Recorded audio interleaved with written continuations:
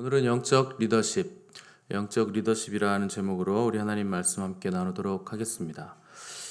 우리는 세상에 그냥 던져진 무의미한 존재들이 아니고 하나님께서 시키시는 그 일을 위해서 또 하나님의 섭리에 의해서 이 땅에 온 사람들이며 또 하나님의 뜻을 이루기 위해서 이 땅에 존재하는 사람들입니다.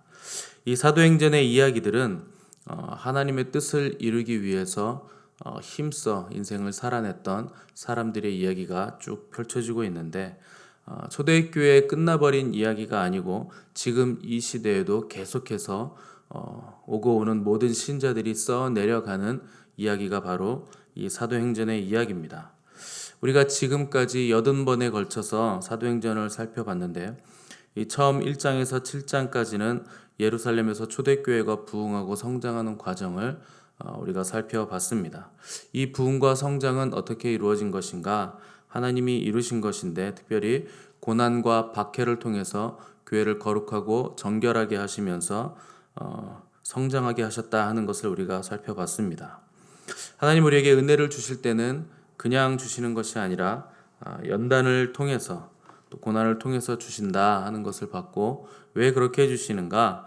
그 고난과 연단을 통해서 겸손하고 거룩하고 정결하게 만드시는 것이 하나님의 방법이시기 때문에 이 고난과 연단을 통해서 성장이 온다 하는 것을 우리가 알게 됐습니다.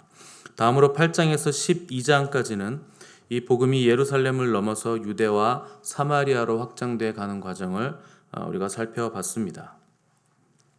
하나님의 복음은 한 민족에게만 묶이거나 제한되는 것이 아니고 유대와 사마리아 땅으로 전진해 나간다 하는 것을 8장에서 12장을 통해서 우리에게 보여준 것입니다. 특별히 사마리아의 전도는 빌립을 중심으로 시작되어서 예루살렘의 제자들이 받은 성령을 사마리아 사람들도 똑같이 받게 됐고, 이 과정 가운데 베드로가 이방인 고넬료를 만나는 일이 있었고 또 사울이 회심하는 사건도 있었다는 것을 우리가 살펴봤습니다.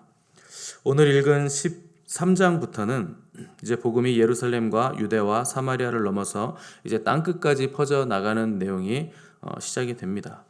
이제 본격적으로 이방인들을 향한 선교의 문이 열리는 것이 오늘부터 살피게 될 12장 말미와 13장부터 시작되게 되는 것입니다. 지금까지 주인공이 베드로와 예루살렘 교회였다면 이제 13장부터는 바울과 안디옥 교회가 주인공으로 등장하게 됩니다. 이 안디옥 교회는 예루살렘 교회가 나온 교회로서 이방인 선교의 전초 기지가 되는 교회였기 때문에 아주 중요한 교회라고 할 수 있겠습니다. 1절과 2절 보시면 이 본격적인 세계 선교의 시작점에서 주님은 선교의 주체가 누구인가를 밝히는데 2절에 보시면 성령이 이르시되 내가 불러 시키는 일을 위하여 라고 기록을 했습니다.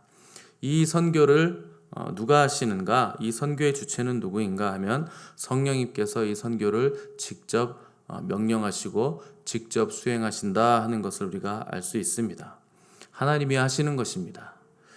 이 선교의 주체는 인간이 아니라 성령 하나님이십니다. 특별히 이 안디옥 교회 5명의 영적 지도자들이 1절에 소개되고 있는데, 이들이 주를 섬겨 금식할 때에 성령님이 말씀하셨다 하는 것을 우리가 볼 수 있습니다.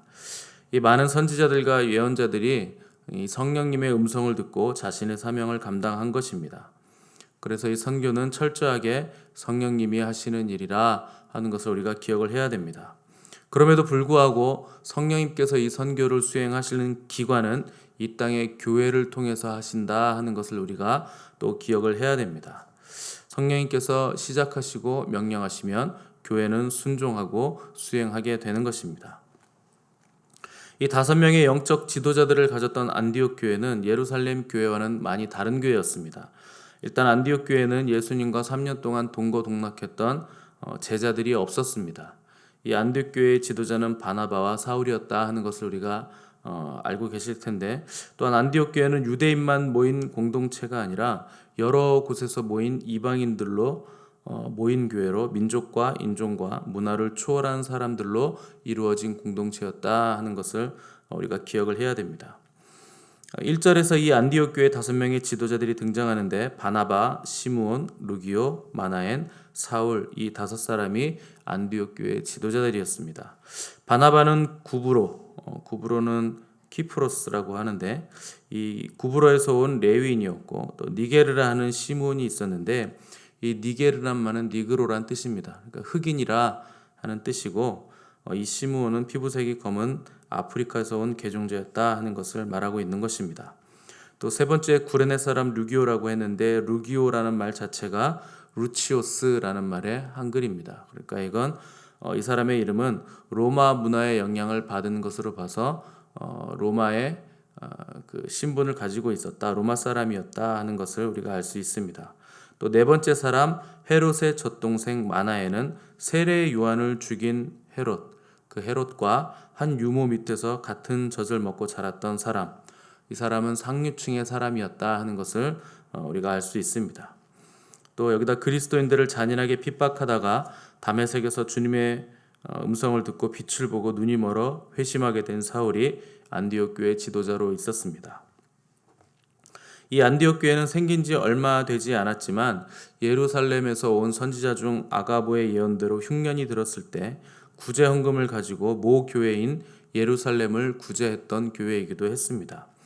그래서 오늘 읽은 12장 25절을 보시면 바나바와 사울이 부조하는 일을 마치고 마가라 하는 요한을 데리고 예루살렘에서 돌아오니라 이렇게 말했는데, 이것이 흉년이 들어서 어려웠던 예루살렘 교회에 헌금을 전달하고 돌아왔다 하는 것입니다.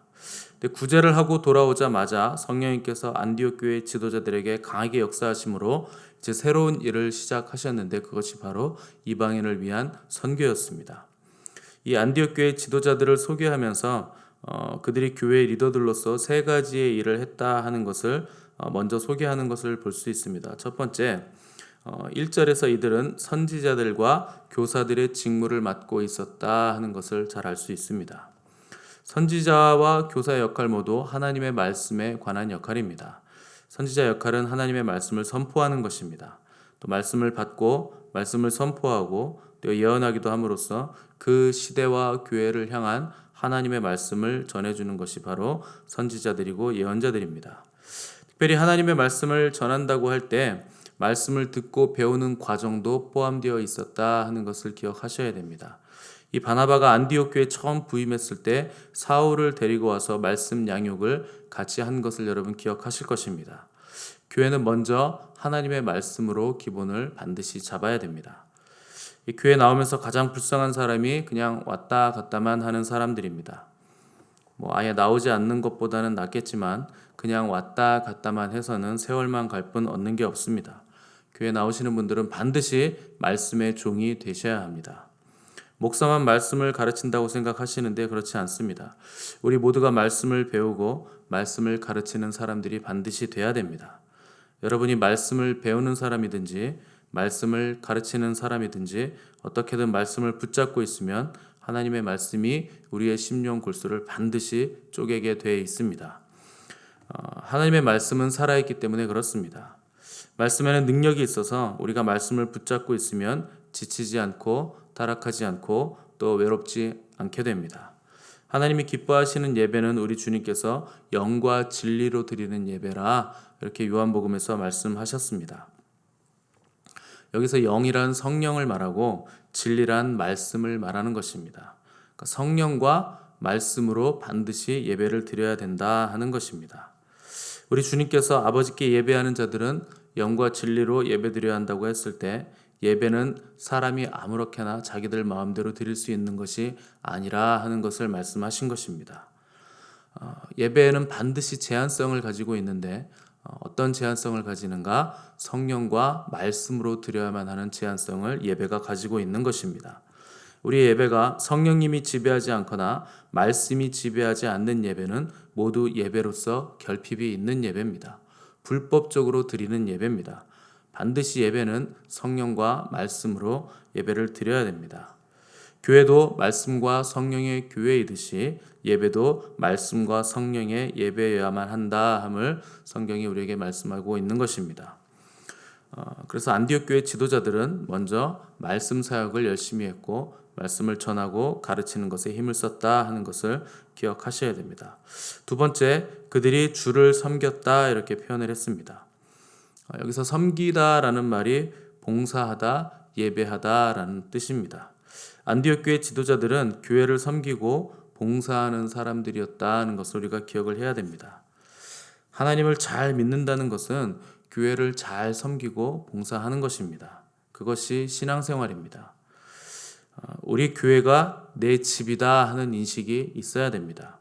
잠깐 놀러 온 손님은 청소할 필요도 없고 설거지할 필요도 없습니다. 그냥 커피 한 잔 마시고 맛있는 거 주면 먹고 폼 잡고 앉아 있다가 그냥 돌아가면 됩니다. 그러나 주인은 다릅니다.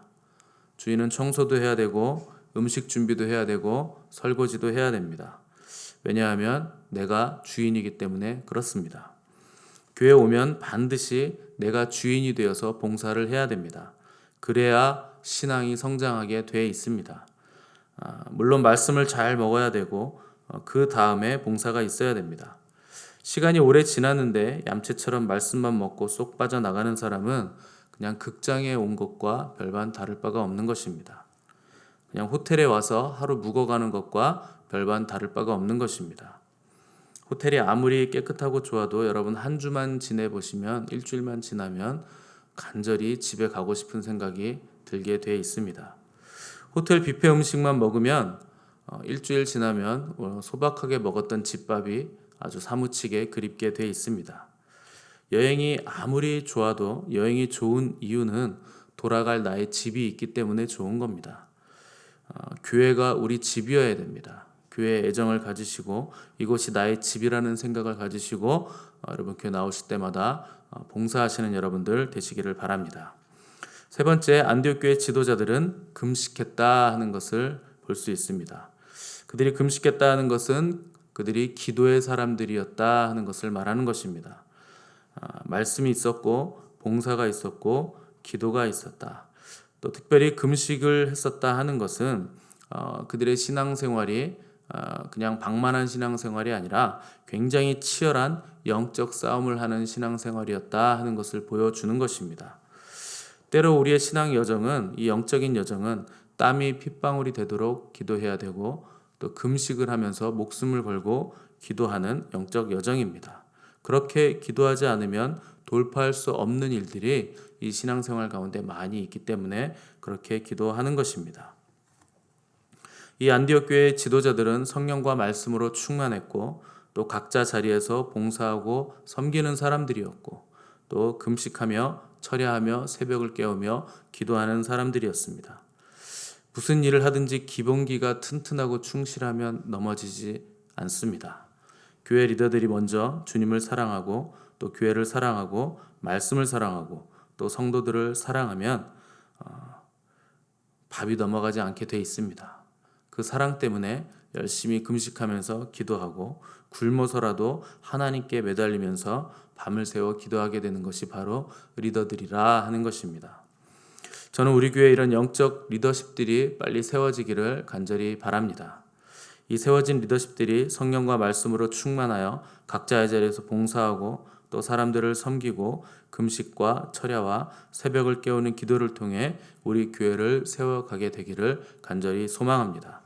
이것이 하나님이 기뻐하시는 교회 리더십들의 모습이고 참된 교회의 모습임을 깨달아서 많은 사람들이 이 리더십의 자리를 소망하시고 헌신하여 교회가 든든히 세워지고 하나님의 말씀이 흥왕하여지는 놀라운 역사가 일어나기를 간절히 바랍니다.